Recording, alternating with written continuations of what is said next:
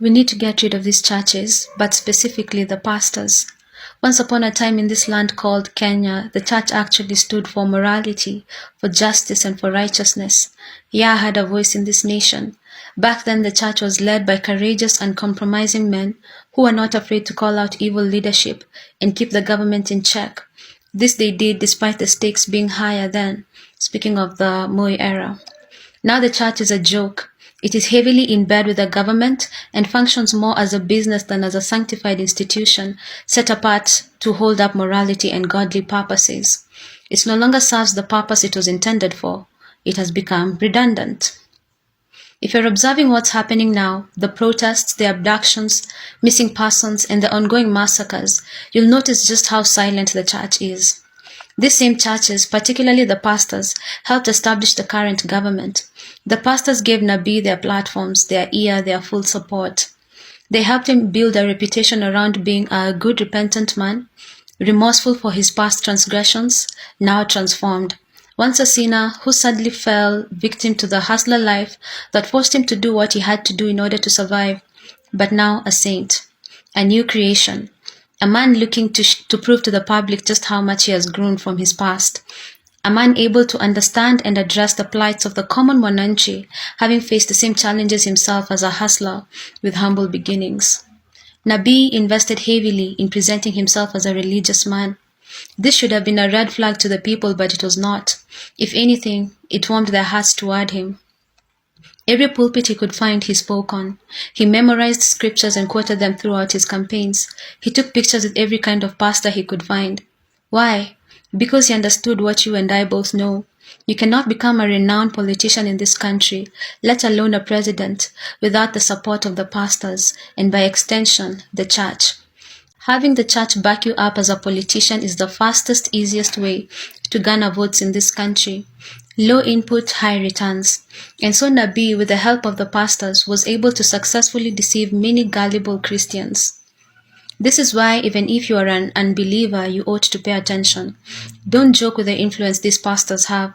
There are many people who do not vote for any other reason except that their pastor asked them to vote for a certain candidate. It seems like foolishness to you and I to vote for a candidate simply because a pastor said so, but to many out there it is not foolishness at all. It is obeying the word of God. Many genuinely revere these pastors. They believe they have been called by God and that every word they speak is by divine inspiration. Pastors deceive generations. A pastor can deceive a grandmother, a mother, a daughter, and if he lives long enough, a granddaughter. These men speak into people's lives. They speak into people's families. They speak to millions of people on a personal level. So when they act in concert with politicians, it is almost always a guarantee that the candidate they endorsed will occupy that seat.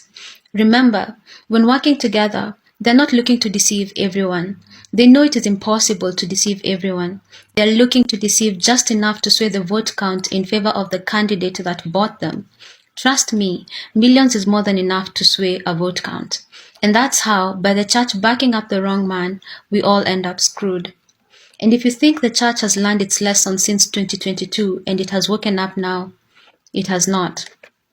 I'll give you a good example. Benny Hinn. Benny Hinn is a man that has been exposed for all kind of criminal activity. Fraud, forgery, scamming, hiring people to act as though they're receiving healing from his powers. And even adultery, long-term adultery. Yet here he was received like a king and sent off like a noble man. He was given ample media coverage and even filled up a stadium. How was this possible? The pastors, backed by Nabi, of course. These pastors, they spoke to their congregation saying, "A holy man of God will be visiting us next week. Be sure to attend. Please carry with you healthy tithes and offerings, for we cannot afford to send off this man of God empty-handed. We must give him a good departing gift." And what did the congregants do? Exactly what their pastors asked of them. Just like that, they paid Benny Hinn for hexing them and performing satanic rituals over them, for he is not a man of Yah. He serves another god, Satan. In our attempt to wake the church up and disabuse it of false doctrines, cunning, and total lies, I find that we cannot do this fast enough with the old guard pastors still in place. Ezekiel 34 describes Yahuwah's fury and displeasure with ungodly leadership. where the sheep are weak, sickly, wounded, and scattered, while the shepherds wax ever more fat, leaving the sheep unprotected and as easy prey for the wolves. It reads, Son of man, prophesy against the shepherds, the leaders of Yasharel. Give them this message from Yahuwah Adonai. What sorrow awaits you shepherds who feed yourselves instead of the flock? Shouldn't shepherds feed their sheep? You drink the milk, wear the wool, and butcher the best animals, but you have let your flock starve. You have not taken care of the weak. You have not tended the sick or bound up the injured. You have not gone looking for those who have wandered away and are lost. Instead, you have ruled them with harshness and cruelty. So my sheep have been scattered without a shepherd, and they are easy prey for any wild animal. They have wandered through all the mountains and all the hills, across the face of the earth, yet no one has gone to search for them.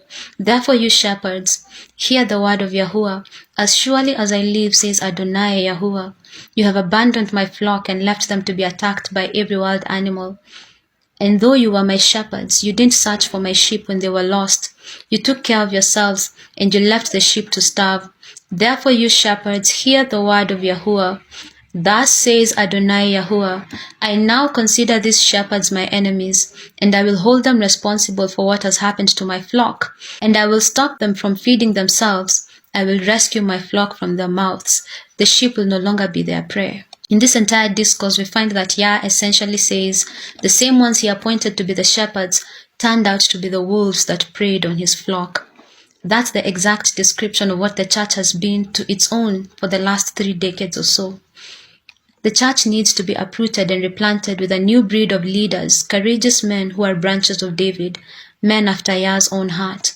In this country, we are abused in every way, politically, financially, socially, and spiritually. Please do not underestimate spiritual abuse. It has very real and practical and tangible consequences on both the believer and the unbeliever. We are watching the church passively support the current dictatorial regime as it stays silent in the wake of the ongoing senseless killings of its own people. So what good is it? Now that what Nabi does is consistent with what the scriptures say Satan does, killing, stealing, destroying, and lying, the church is quiet. Because if they supported a man who, for all intents and purposes, functions in the biblical characteristics of Satan, what does that make them? As men who vouched for him, blasphemously calling him a man of God.